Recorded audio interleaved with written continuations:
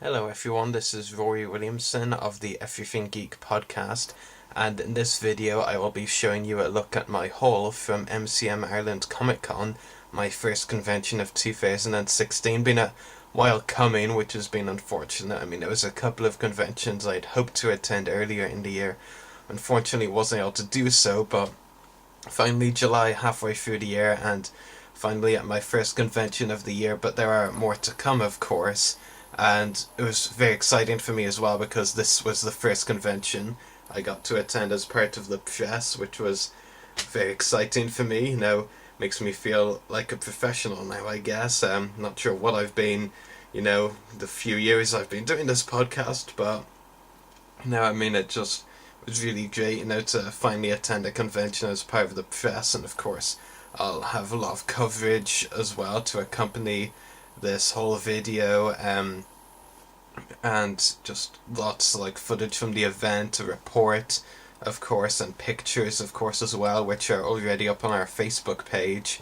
So yeah, lots of coverage, and yeah, it was just really great to get my first press pass, and hopefully not the only one I'll ever get. Yeah, and it was also exciting because got to debut our new business cards at the convention as well, and I talked about the differences between these and our old business cards on the most recent podcast, but yeah, and it was good to hand those out to a few people, and just, yeah, I did think we needed a change and update with the business cards, and I think, I'm pretty satisfied. I think they're actually an improvement, but if you're going to change something, it might as well be an improvement. If you're changing something for the worse, that's not really good.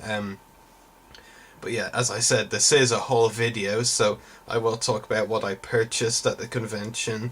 So the first thing I bought was a Star Wars The Force Awakens figure, Rey Resistance outfit, which of course is her outfit at the end of the film when she goes to find Luke, and of course she has the Skywalker lightsaber as well.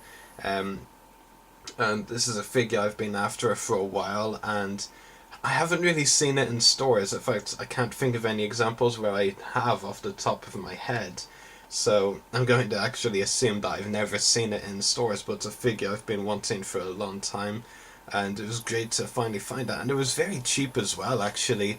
The store that was selling these and a couple of other figures from the wave, like the Han Solo figure from that wave, a Stormtroop outfit Finn, they were selling them for just €10 actually, which I thought was really surprising because I think 3 3/4 inch figures are pretty much like, well, I'll say somewhere between €13 to €15 in most stores here now, and so to find a figure, which is actually a bit hard to find, to be honest, especially on this side of the world. Like, I know some people who have told me they've never even seen it in stores at all over here. And so, I found a convention and got it for what I think is less than retail price, so I'm very satisfied about that. So yeah, that's the Rey Resistance outfit figure. I also got a couple of figures from the most recent series of the Walking Dead figures. Apologies, slight mistake there. And the first of those figures I bought was T-Dog, from the most recent series of 5-inch The Walking Dead figures from McFarlane Toys. Also potentially the last, but we'll have to wait and see where that goes. T-Dog is a character I thought was very underappreciated on the show in his time on the show. And we actually interviewed his actor Ione Singleton on the podcast a while ago. So it's kind of surreal picking up the figure and thinking I've interviewed his actor. Don't want to show off, but fun fact, if you're watching this video and you haven't seen some of our interviews, we have interviewed T-Dog, Ione Singleton, and so yeah, I'm looking forward to reviewing his figure. So yeah, and I also picked up another figure from the same wave, and one of my favourite walkers, well, I think the whole scene, because there was various versions of them, is the Waterwalker. I just really like those walkers in Season 5, Episode 2, I'm pretty sure that was the episode. And yeah, they made a figure based on one of the Waterwalkers. I believe it's Stephen Vinings, another actor we've interviewed. I think it's based off his walker, but I don't want to say for definite in case I'm wrong. Would look pretty bad on me if I am wrong, because not only have I interviewed Stephen, but I've interviewed another couple of the Waterwalker actors. So it would be pretty awkward if I was wrong, but I can't remember everything, unfortunately. But yeah, really happy with this figure as well. Really nice addition to the Walking Dead collection, both T-Dog and the Waterwalker. So those were the three figures. When I saw them, I said, I definitely should buy them before the end of the convention. Honestly, I really did enjoy my time at MCM, but I was a little bit disappointed by some of the merchandise. Even with those three figures, I wouldn't have, felt too bad about, leaving them per se. And there was no real figures that made me say right away I have to buy that, but I'm happy with what I got, obviously, but but my point is that actually left me with some leftover money, and so I was like, I'm going to make an impulse purchase.